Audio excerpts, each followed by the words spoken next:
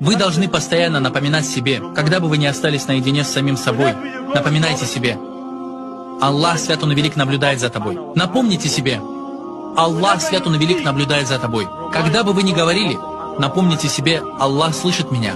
Куда бы и на что бы вы ни смотрели, напомните себе: Аллах свят, Он и велик, видит, куда я смотрю и на что я смотрю. Когда к вам приходят какие-то мысли, знайте, Аллах знает, что происходит внутри вас.